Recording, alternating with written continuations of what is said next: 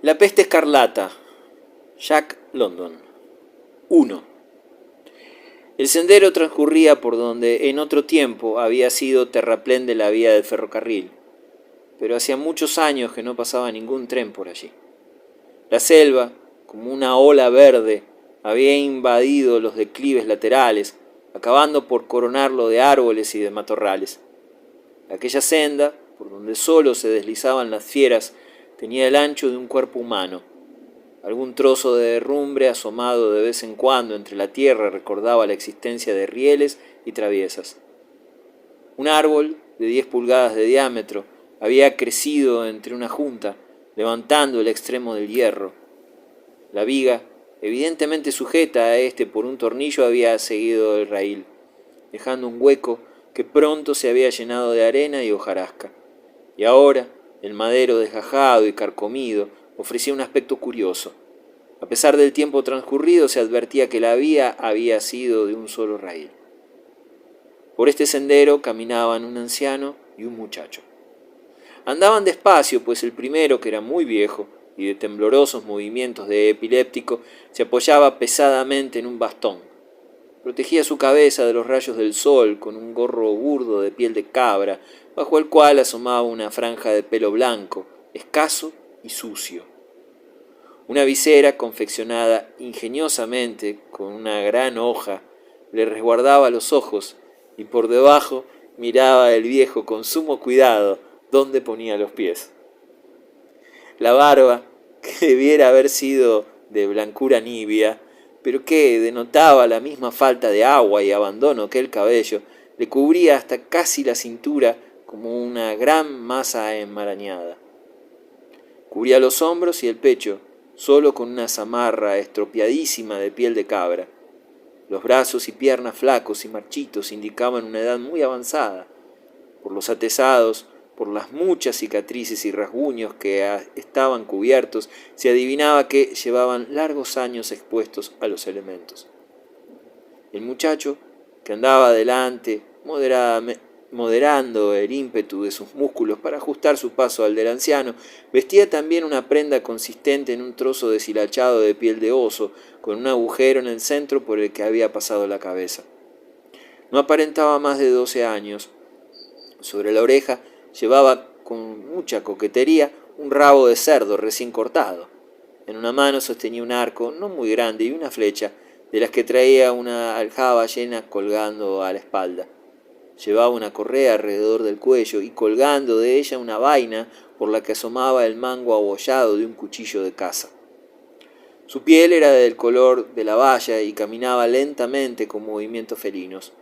Contrastaban notablemente con su cutis atezado, sus ojos azules, de un azul profundo pero agudos y penetrantes como puñales, y que parecían explorar todo cuanto les rodeaba. Mientras andaba olfateaba las cosas, llevando así al cerebro, a través de la nariz dilatada y palpitante, una serie infinita de señales del mundo exterior. El oído también estaba tan adiestrado que actuaba automáticamente. Sin esfuerzo consciente, en medio de la aparente quietud, percibía los sonidos más sutiles, y no solo los percibía, sino que los distinguía y clasificaba. Lo mismo el rozar del viento al deslizarse entre las hojas que los zumbidos de abejas y mosquitos, el rumor lejano del mar que llegaba hasta él como un murmullo, y el gruñido del gopher oculto bajo sus pies, y cuya madriguera se adivinaba únicamente por un montículo de tierra junto a la entrada. De pronto se alertó poniendo en tensión todos sus sentidos. El oído, la vista y el olfato le habían advertido simultáneamente. Su mano retrocedió hacia el anciano y ambos se detuvieron. Frente a ellos, a un lado de la cima del terraplén, se oyó un crujido y la mirada del muchacho quedó fija en los matorrales. Entonces apareció ante sus ojos un gran oso pardo, que también se detuvo súbitamente a la vista de los hombres. No debió agradarle este encuentro porque los acogió con un largo gruñido. Lentamente puso el muchacho la flecha en el arco y, sin apartar los ojos del oso, con igual lentitud tendió la cuerda. El viejo miraba el peligro por debajo de la hoja verde y permanecía tan quieto como el niño. Se observaron mutuamente durante unos segundos y después Viendo la creciente irritación del oso, el muchacho, con un movimiento de cabeza, indicó al viejo que debía apartarse del camino y bajar al otro lado del terraplén. Él le siguió, andando hacia atrás y con el arco siempre tendido y dispuesto. Así permanecieron, hasta que un crujido en el lado opuesto les advirtió que el oso había pasado de largo. Cuando volvieron a caminar, el chico refunfuñó. Un oso muy grande, abuelo. El viejo asentía con la cabeza. Cada día hay más, se lamentó con voz débil y apenas perceptible. ¿Quién hubiese pensado que había de llegar el tiempo en que un hombre correría peligro en el camino de Cliff House? Cuando yo era pequeño, Edwin, mujeres y hombres y hasta niños solían venir aquí a millares desde San Francisco si hacía buen tiempo, y entonces no había osos. No, señor. Se pagaba dinero por verlos encerrados en jaulas, tan escasos eran. ¿Qué es dinero, abuelo? Antes de que el viejo pudiese contestar, el muchacho, recordando de pronto, metió triunfante la mano en la bolsa que llevaba debajo de la piel de oso y sacó $1 de plata, deslucido y abollado. Los ojos del anciano brillaron al acercar a ellos la moneda. No puedo ver, murmuró. Mira si puedes distinguir la fecha, Edwin. El chico se reía. ¿Qué cosas tienes, abuelo? Queriendo hacerme creer que estas pequeñas marcas indican algo. Mostró el anciano su acostumbrada tristeza al acercar de nuevo la moneda a los ojos. 2012, chilló al fin de un modo grotesco. Este es el año en que Morgan B. fue nombrado presidente de los Estados Unidos por el Consejo de Magnates. Debió de ser una de las últimas monedas que se acuñaron, porque la peste escarlata ocurrió en 2013. Señor, ¿quién lo hubiera pensado? Solo hace 60 años, y soy el único superviviente de aquellos tiempos. ¿Dónde la encontraste, Edwin? El muchacho, que lo estaba escuchando con esa tolerante curiosidad que se concede a la charla de los pobres de espíritu, respondió rápidamente. Oh, me la dio. La encontró cerca de San José, cuando cuidaba las cabras la primavera pasada. Oh, dijo que era dinero. ¿Tienes hambre, abuelo? El viejo empuñó el bastón con más fuerza y apresuró el paso, con los ojos brillantes de avidez. Espero que Arelip haya encontrado un cangrejo, o dos, murmuró. Saben bien los cangrejos, sobre todo cuando faltan los dientes, y se tienen nietos que quieren a su abuelo y se esfuerzan por cogerle cangrejos. Cuando yo era pequeño... Pero Edwin se detuvo súbitamente ante algo que le llamó la atención, tendiendo la cuerda del arco, dispuesto ya con la flecha. Se había detenido junto a una hendidura del terraplén. Había allí una antigua zanja, y el río, sin nada que lo interceptara, se había abierto paso por la cavidad.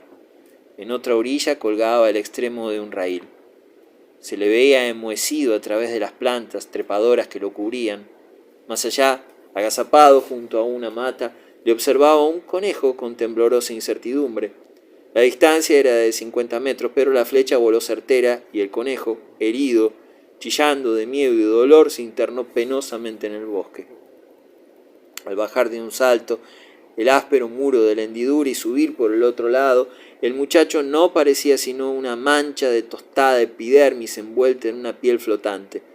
Sus finos músculos eran cuerdas de acero que se distendían en movimientos gráciles y eficientes. 100 pasos más lejos, entre los matojos, descubrió al animal herido. Le golpeó la cabeza contra un tronco y regresó para llevárselo al abuelo.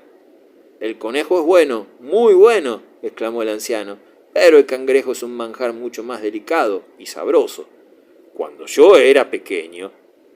«¿Por qué dices tantas tonterías?», interrumpió Edwin, impaciente por cortar la locuacidad que le amenazaba. El muchacho no dijo eso exactamente, sino algo que se le parecía más gutural y explosivo, más parco en frases idóneas. Su lenguaje tenía alguna conexión con el del viejo, un inglés bastante degenerado. «Lo que yo quiero saber», continuó Edwin, «es por qué llamas al cangrejo un manjar sabroso y delicado. Cangrejo es cangrejo, ¿verdad? No he oído a nadie que lo llamara cosas tan graciosas». El anciano suspiró, pero sin contestar, y siguieron caminando en silencio. El ruido de la resaca se hizo más perceptible cuando salieron del bosque. Se encontraron en una llanura separada del mar por una serie de dunas. Entre los montículos de arena aparecían algunas cabras que guardaban un muchacho vestido de pieles, ayudado por un perro con aspecto de lobo, que recordaba vagamente al perro pastor escocés. Junto con el rumor de la resaca se oía sin cesar un profundo rugido que procedía de un grupo de rocas recortadas, situadas a unos 100 metros de la costa. Hasta allí se arrastraban enormes caballos marinos para tumbarse al sol o luchar unos con otros. En primer término se elevaba el humo de una hoguera que atizaba a un muchacho de apariencia salvaje. Acurrucado junto a él había varios perros lobos parecidos al que guardaban las cabras. El viejo aceleró el paso, haciendo profundas aspiraciones según se acercaba al fuego. «¡Almejas!», murmuró extasiado. «¿Y no hay cangrejos, ojó? Hijos míos, sois muy buenos con vuestro abuelo». Ojó, que aparentaba la misma edad que Edwin, rezongó. «Todos los que quieras, abuelo. Cogí 4». La impaciencia del anciano inspiraba compasión. Sentándose en la arena con toda la rapidez que le permitían sus entumecidas piernas, apartó a tientas una gran almeja del fuego. El calor había separado las valvas y la carne de color salmón estaba bien cocida. Cogió el bocado entre el pulgar y el índice y temblando de avidez se lo llevó a la boca, pero estaba demasiado caliente y un instante después lo escupía con violencia. El dolor le hizo mascullar algunas palabras y de sus ojos brotaron lágrimas que se deslizaron mejillas abajo. Los chicos eran verdaderos salvajes y no conocían sino el humorismo cruel de los bárbaros. Para ellos este incidente era extremadamente gracioso y estallaron en ruidosas carcajadas. Ojo bailaba arriba y abajo mientras Edwin rodaba por tierra alegremente. El muchacho de las cabras llegó corriendo para participar de la fiesta. «Deja que se enfríen, Edwin, deja que se enfríen», suplicaba el viejo en medio de su aflicción, sin intentar secarse las lágrimas que seguían manando de sus ojos. «Enfría un cangrejo, Edwin. Ya sabes que a tu abuelo le gustan los cangrejos». Las ascuas empezaron a chirriar debido a las muchas almejas que se abrían derramando su líquido. Había grandes moluscos cuya longitud variaba entre 3 y 6 centímetros. Los chicos las apartaban con unos palos y para que se enfriaran las colocaban sobre grandes tablas acarreadas por el agua.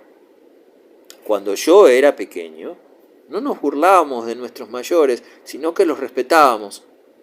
Los muchachos no se dieron por aludidos y el abuelo siguió mezclando sin coherencia lamentos y censuras. Pero esta vez tuvo más cuidado y no se quemó.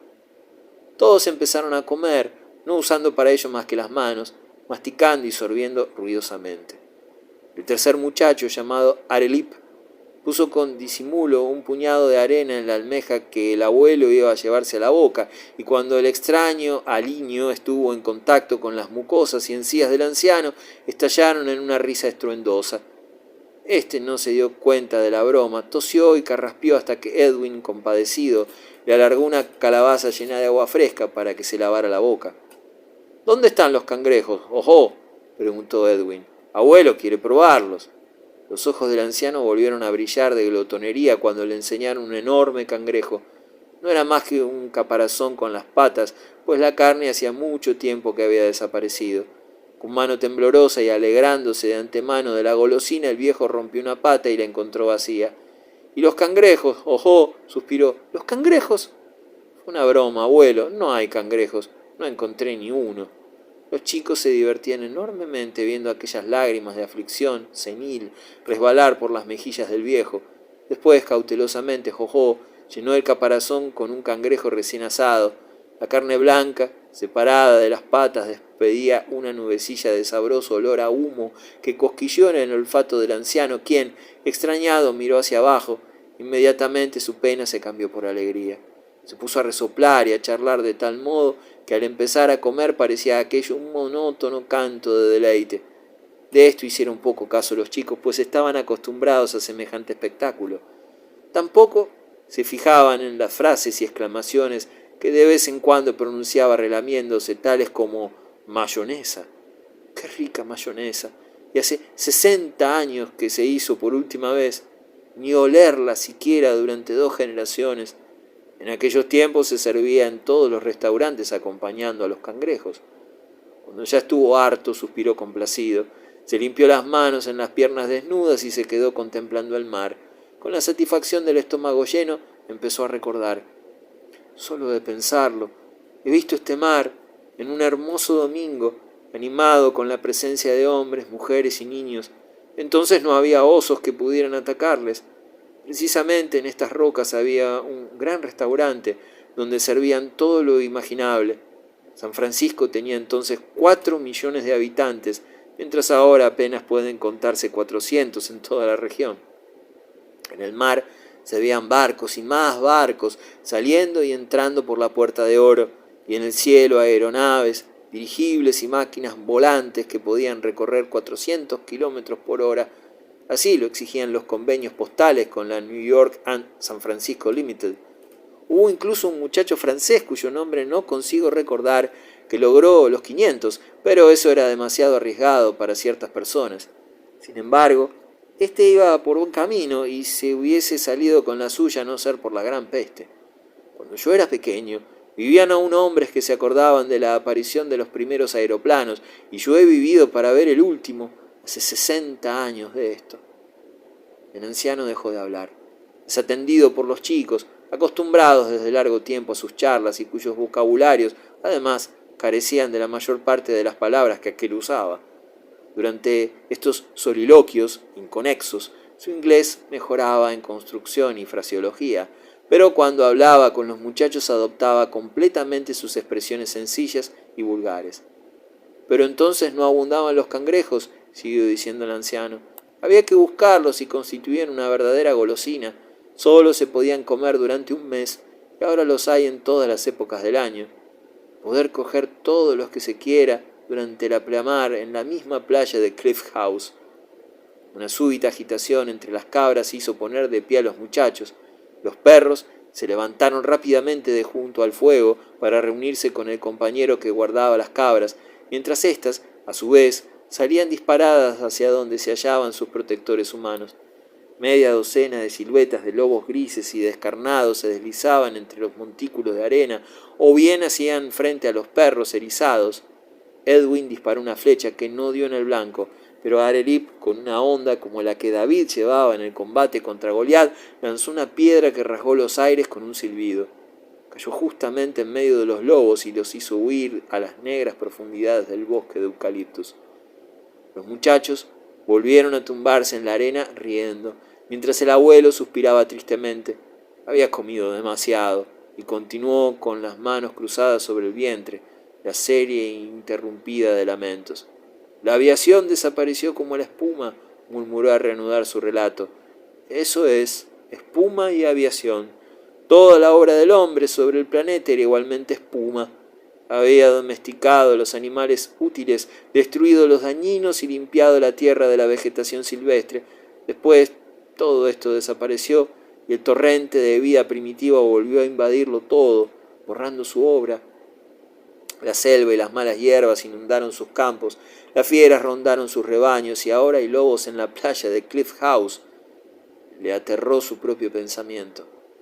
Donde en otro tiempo se divertían 4 millones de personas, se pasean hoy los lobos y la salvaje familia de los leones de nuestros históricos escudos de armas se ve obligada a defenderse de los colmillos de los animales de presa. ¿Quién lo había de decir? Y todo por culpa de la peste escarlata. El adjetivo hirió el oído de Arelip.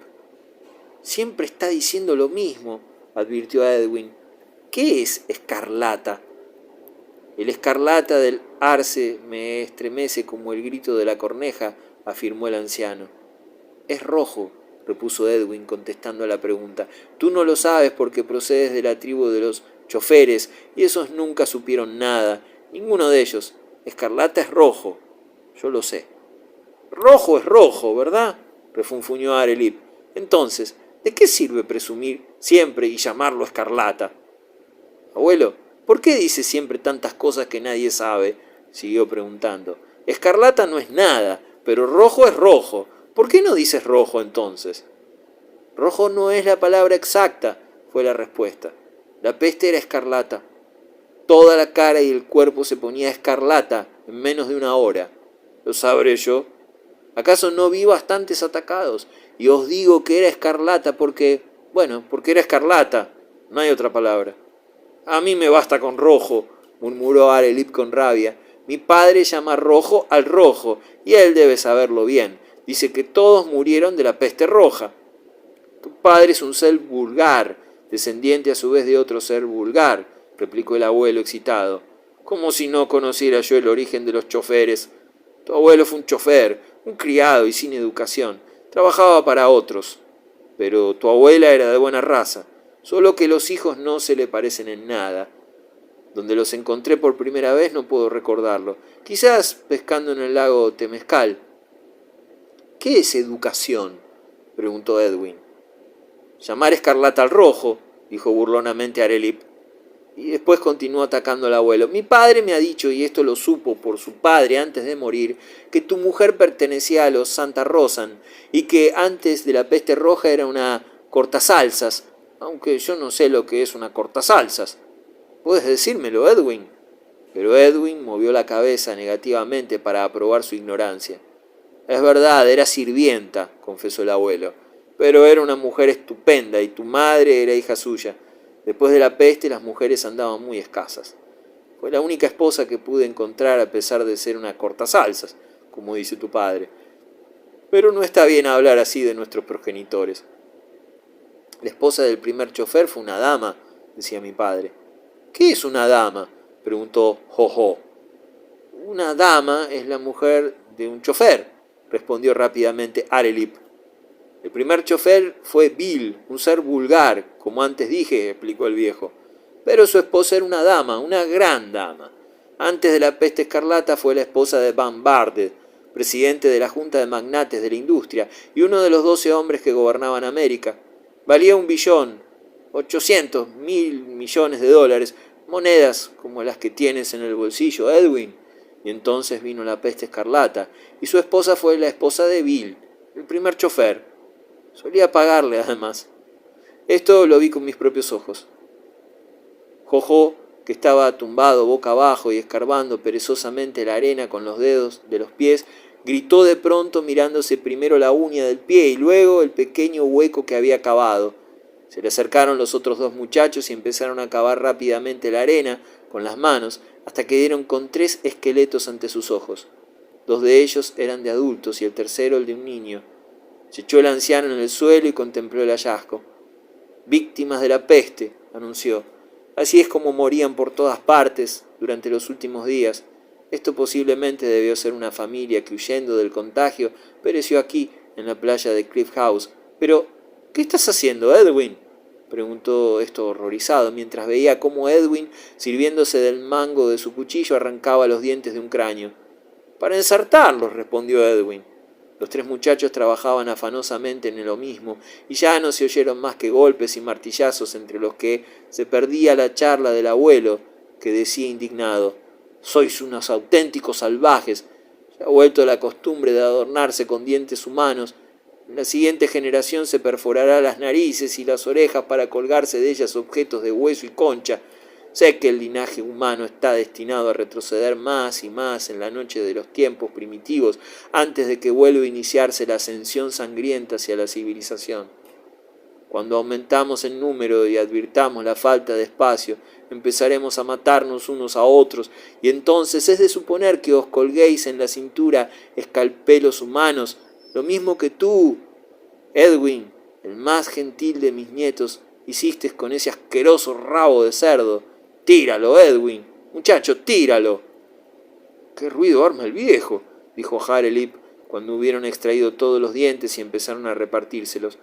Los gestos de aquellos muchachos eran breves y rudos, y su lenguaje, en los momentos de discusión acalorada sobre el número de dientes que correspondía como lote a cada uno, resultaba una verdadera algarabía. Hablaban con monosílabos, y sus frases rápidas y entrecortadas eran más bien una jerga que una lengua. Pero aún se descubría en ellos algún resabio de construcción gramatical y aparecían vestigios de conjugaciones de cierta cultura superior. Hasta el habla del abuelo era tan corrompida que de transcribirla literalmente sería ininteligible para el lector actual. Pero ya hemos dicho que esto ocurría cuando hablaba con los chicos. Cuando se abstraía en sus soliloquios, sin darse cuenta, le llevaban estos al inglés más refinado. Las frases se alargaban y las enunciaba con un ritmo y una facilidad que eran como una reminiscencia del estrado universitario. «Cuéntanos algo de la peste roja, abuelo», pidió Arelip, cuando el reparto de los dientes se hubo resuelto a satisfacción. «La peste escarlata», corrigió Edwin. «Pero no emplees esas palabras tan graciosas», prosiguió Arelip. «Habla como es debido, como debe hablar un Santa Rosan. Los otros Santa Rosan no hablan como tú». 2. El viejo pareció complacido al ser interpelado de aquel modo, y después de carraspear un poco, empezó su relato. Hace 20 o 30 años, mi historia era muy solicitada, pero en estos días a nadie parece interesarle. «¿A dónde vas a parar?», gritó con vehemencia Arelip. «Suprime esas tonterías y habla como es debido. ¿Qué es interesar? Hablas como un niño que no sabe lo que dice». «Déjalo», insistió Edwin, «o si no se volverá loco y no contará nada. Pasa por alto las tonterías, ya entenderemos algunas de las que diga». «No le hagas caso, abuelo», le animó Jojo, viendo que el viejo ya estaba refunfuñando acerca de la falta de respeto para con los mayores y del retroceso del hombre hacia la crueldad, después de haber caído desde la altura más elevada para volver a su condición primitiva. El anciano prestó de nuevo atención a su historia. En aquel tiempo había muchísima gente en el mundo. Solamente en San Francisco vivían 4 millones de personas. «¿Qué son millones?», interrumpió Edwin. El abuelo le miró con cariño. «Como no sabes contar más allá de 10, te lo explicaré. Levanta las manos. Entre las dos tienes 10 dedos. Muy bien. Ahora yo cojo este grano de arena. Guárdalo, jojo». Puso el grano de arena en la mano del muchacho y continuó. «Ahora este grano de arena está en lugar de los 10 dedos de Edwin». Añadió otro grano, y otro, y otro, y otro, hasta haber añadido tantos como dedos tiene Edwin. Esto forma lo que se llama 100. Recordad bien estas palabras, 100. Ahora pongo este guijarro en la mano de Arelip. Está en lugar de 10 granos de arena, o 10 veces 10 dedos, o sea, 100 dedos. Pongo 10 guijarros y representan 1000 dedos. Cojo una concha y esta en lugar de 10 guijarros, o 100 granos de arena, o 1000 dedos. De esta manera, trabajosamente y repitiendo mucho, continuó esforzándose por inculcar en aquellas cabecitas una idea rudimentaria de la numeración. Según iban aumentando las cantidades, hacía que los chicos guardaran en las manos las diferentes magnitudes. Para sumas mayores colocaba los símbolos sobre tablas, y cuando se agotaron los símbolos se vio obligado a usar los dientes de los cráneos, que se representaron los millones, y los caparazones de los cangrejos, los billones, y entonces se detuvo, porque los chicos empezaban a dar muestras de cansancio.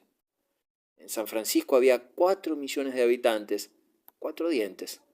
Los ojos de los pequeños recorrieron todo el trayecto, desde los dientes hasta los guijarros y los granos de arena, para llegar finalmente a los dedos de Edwin, y otra vez volviendo por las series de manera ascendente, haciendo un esfuerzo por abarcar cantidades tan inconcebibles.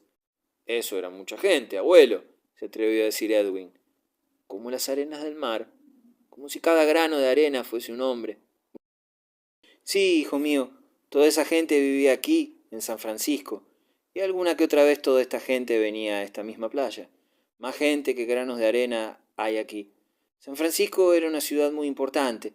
Al otro lado de la bahía, fuera de Point Richmond, donde acampamos el año pasado, en el llano, en las colinas y a lo largo del camino de San Leandro, vivía más gente todavía. San Leandro, una gran ciudad de 7 millones de habitantes. 7 dientes, eso es 7 dientes». De nuevo, los ojos de los muchachos corrieron desde los dedos de Edwin hasta los dientes puestos sobre las tablas. El mundo estaba pobladísimo. El censo de 2010 dio 8 billones, 8 caparazones de cangrejo. Sí, 8 billones. No era como hoy. La humanidad sabía obtener la mayor cantidad posible de alimentos, y cuanto más comida había, más aumentaba la gente. En el año 1800 solo en Europa había 160 millones. 100 años más tarde, un grano de arena. ¡Ojo!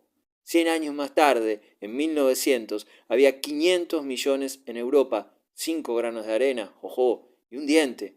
Esto explica lo fácil que era obtener los alimentos y cómo aumentaba la gente.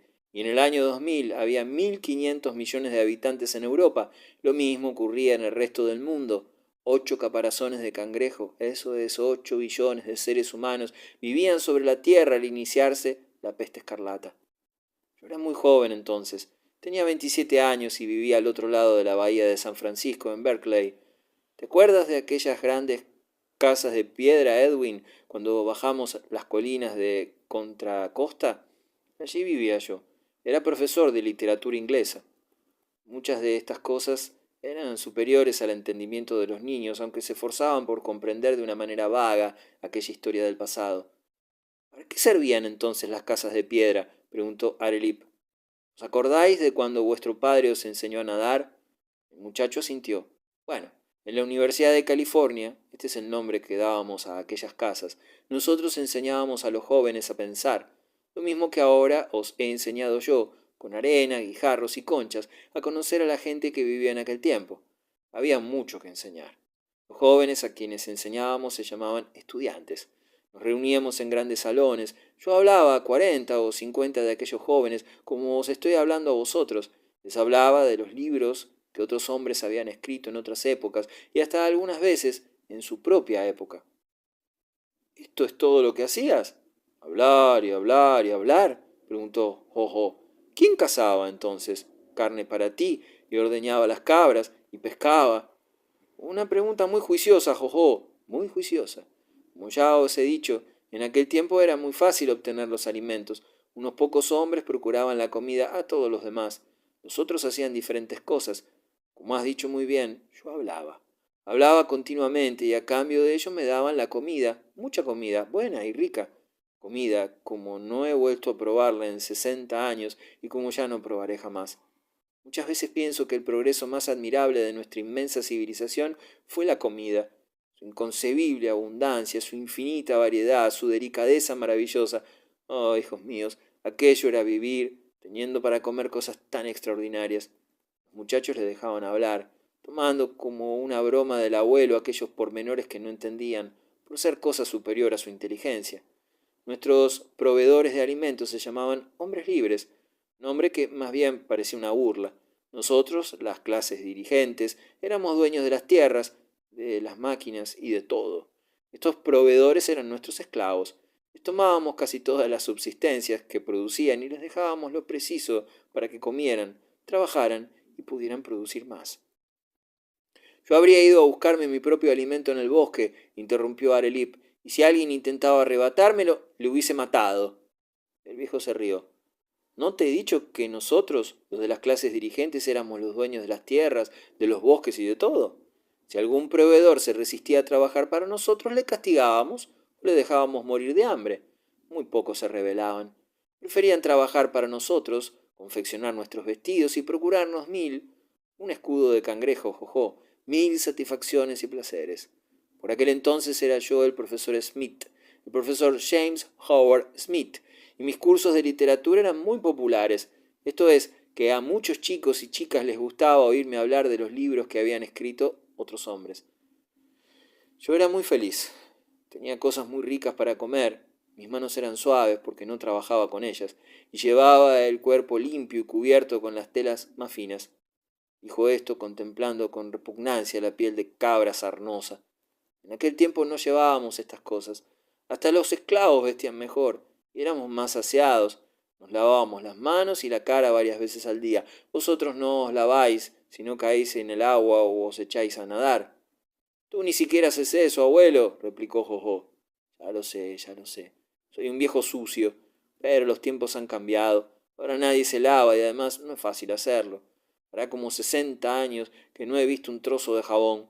Vosotros no sabéis lo que es el jabón, y no os lo diré porque os estoy contando la historia de la peste escarlata. Ya sabéis lo que es enfermedad. Nosotros la llamábamos dolencia. Muchas dolencias procedían de lo que llamábamos gérmenes.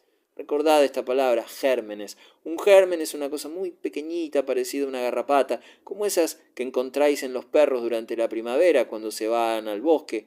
Solo que los gérmenes son muy pequeñitos, tan pequeños que no se pueden ver. Jojo empezó a reír. Eres muy raro, abuelo, hablar de cosas que no se pueden ver.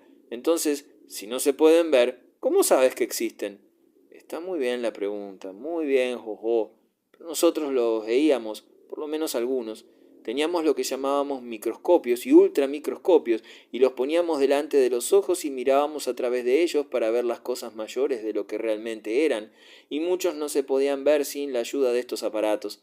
Nuestros mejores ultramicroscopios nos permitían ver los gérmenes aumentados 40.000 veces. Una concha representa 1.000 dedos, como los de Edwin. Coged 40 conchas, y todas estas veces era mayor el germen cuando lo mirábamos por el microscopio. Además, teníamos otros sistemas. Usando lo que llamábamos el cinematógrafo, hacíamos a este germen, ya aumentado 40.000 veces mayor, y así veíamos todas estas cosas que nunca habríamos distinguido simplemente con nuestros ojos. Coged un grano de arena, partidlo en 10 pedazos, tomad una piedra y partidla en otros 10. Romped uno de estos trozos en 10 y otros de estos en 10 y uno de estos en 10 y así sucesivamente durante todo el día, y es posible que al ponerse el sol tengáis un pedazo tan pequeño como uno de los gérmenes. Los chicos no ocultaban su incredulidad. Arelip hacía muecas y se burlaba, y Jojo reía con disimulo, mientras Edwin les tocaba con el codo para que se estuviesen quietos. Las garrapatas chupan la sangre del perro, pero el germen, al ser tan pequeño, entra directamente en la sangre y allí tiene muchos hijos. A los gérmenes les llamábamos microorganismos. Cuando había varios millones o 1 billón en la sangre de un hombre, éste enfermaba. Estos gérmenes eran una enfermedad. Había de muchas clases, más que granos de arena hay en el mar. El Bacillus antarcis, el Microcus, el Bacterium thermo y el Bacterium lactis. Este es el que hace agriar la leche de las cabras, aún hoy en día, Arelip. Y había cetes sin fin, y muchos, otros muchos. Aquí el anciano se lanzó una serie de disquisiciones sobre los gérmenes y su naturaleza, usando palabras de tan extraordinaria longitud y tan faltas de sentido que los muchachos empezaron a hacerse muecas y a mirar al océano, olvidándose del abuelo y de su charla. Pero la peste escarlata, abuelo, interrumpió al fin Edwin. El viejo volvió a la realidad con un gran esfuerzo. Se alejó de la tribuna de su clase, donde 60 años atrás, ante un auditorio del mundo desaparecido, había expuesto la última teoría sobre los gérmenes y las enfermedades que originaban. Sí, Edwin, me había olvidado. Hay veces que la memoria del pasado obra con tanta fuerza sobre mí que me olvido de que solo soy un viejo sucio, vestido de piel de cabra, errando por un desierto primitivo con mis nietos salvajes que son cabreros. La aviación desapareció como la espuma. Eso es, así se perdió nuestra gloriosa civilización. Soy vuestro abuelo y pertenezco a la tribu de los Santa Rosan. Por haberme casado en ella, mis hijos e hijas se casaron en las de los choferes, Sacramentos y Palo Alto. Tú, Arelip, desciendes de los choferes, tú, Edwin, de los Sacramentos, y tú, Jojo, de los Palo Alto. Tu tribu tiene el mismo nombre de una ciudad que se hallaba cerca del emplazamiento de otra gran institución científica, la Universidad de Stanford. Sí, ahora recuerdo. Pero volvamos a lo de la peste escarlata. ¿Dónde estaba mi historia? Estabas hablando de los gérmenes, esas cosas que no se pueden ver, pero que hacen enfermar a los hombres, dijo Edwin. Eso es. Al principio, cuando solo se habían introducido algunos de estos gérmenes en el cuerpo, el hombre no lo notaba. Pero cada germen se dividía y se convertía en dos, y eso lo hacía tan rápidamente que al poco tiempo había millones de ellos en la sangre. Entonces el hombre estaba enfermo. Tenía una enfermedad clasificada según la clase de gérmenes que la habían producido. Podía ser sarampión, influencia, fiebre amarilla, una cualquiera de las 1.000 clases de enfermedades. Cada vez había nuevas variedades de gérmenes. Mucho tiempo antes, cuando había aún pocos hombres en el mundo, había también pocas enfermedades, pero según iban aumentando aquellos y vivían aglomerados en grandes ciudades y civilizaciones, surgían nuevas enfermedades y penetraban en sus cuerpos nuevas clases de gérmenes. Así morían infinidad de millones de seres humanos, y cuantos más aglomerados vivían, más terribles eran sus nuevas enfermedades. En la Edad Media, mucho antes de venir yo al mundo, asoló a Europa la peste negra varias veces. En los grandes núcleos urbanos se extendió después la tuberculosis. 100 años antes de nacer yo existía la peste bubónica y en África la enfermedad del sueño. Los bacteriólogos luchaban contra todas estas epidemias y las destruían lo mismo que vosotros. Lucháis contra los lobos para defender vuestras cabras o aplastáis a los mosquitos que se posan sobre vosotros. Los bacteriólogos. Pero, abuelo, ¿qué es eso?, interrumpió Edwin. Edwin, tú eres un cabrero. Tu misión es guardar las cabras y saber muchas cosas acerca de ellas. Un bacteriólogo guarda los gérmenes, porque es su misión y sabe también muchas cosas sobre ellos. Como iba diciendo, los bacteriólogos luchaban contra los gérmenes y los destruían, a veces. Había la lepra, una enfermedad horrible. Mucho antes de nacer yo, los bacteriólogos descubrieron su germen. No ignoraban nada de él y lo mostraban en películas, pero nunca encontraban la manera de matarlo. En 1984 hubo la peste exterminadora, una enfermedad que empezó en un país llamado Brasil y que mató a millones de hombres. Los bacteriólogos encontraron su germen, así como la manera de destruirlo, y la peste exterminadora ya no progresó. Hicieron lo que ellos llamaban un suero, que se introducía en el cuerpo del hombre y mataba a los gérmenes sin matar al hombre. En 1910 hubo la rubiola y la tenia. Los bacteriólogos acabaron con ella fácilmente, pero en 1947 surgió una nueva enfermedad, jamás vista hasta entonces. Hacía presa en los niños menores de 10 meses y les incapacitaba para mover las manos y los pies, para comer o lo que fuera, y los bacteriólogos tardaron 11 años en descubrir la manera de matar a tan extraño germen y salvar a los niños. A pesar de todas estas enfermedades y las que iban apareciendo, los hombres aumentaban más y más. Esto, como he dicho, era debido a la abundancia de alimentos. Cuantos más facilidades para procurarse el sustento, mayor era el número de hombres. Cuantos más hombres había, más aglomerados vivían y mayor era el número de gérmenes que se convertían en enfermedades. No faltaron amenazas entonces. En 1929, Solderbesky dijo a los bacteriólogos que no tendrían defensa contra algunas enfermedades nuevas, 1000 veces más mortíferas que las conocidas, que surgían matando a cientos de millones y quizás a 1 billón de hombres. Como veis, el mundo microorgánico seguía siendo un misterio. Se conocía su existencia y se sabía que de vez en cuando se levantaban ejércitos de gérmenes nuevos para matar a los hombres, pero ya no se sabía más acerca de ellos. Podía ocurrir fácilmente que en este mundo invisible se produjeran nuevas especies de gérmenes y que la vida originaria, allí la fauna abisal, Solderbesky la nombraba usando palabras de otros que habían escrito antes que él. En este instante, Arelip se puso de pie, revelando en su semblante un gran despecho. Abuelo, dijo, me pones enfermo con tu charla. ¿Por qué no me hablas ya de la peste roja? Si no lo haces así, nos levantamos y nos vamos enseguida. El anciano comenzó a llorar silenciosamente. Por sus mejillas rodaban las lágrimas de la vejez y en su semblante gravemente ofendido se mostraba todo el agotamiento de sus 87 años. Siéntate, aconsejó conciliador Edwin. El abuelo tiene razón. Si precisamente iba a hablarnos de la peste escarlata. ¿Verdad, abuelo? Sí, iba a hablarnos de ello ahora, precisamente. Siéntate, Arelip. Continúa, abuelo.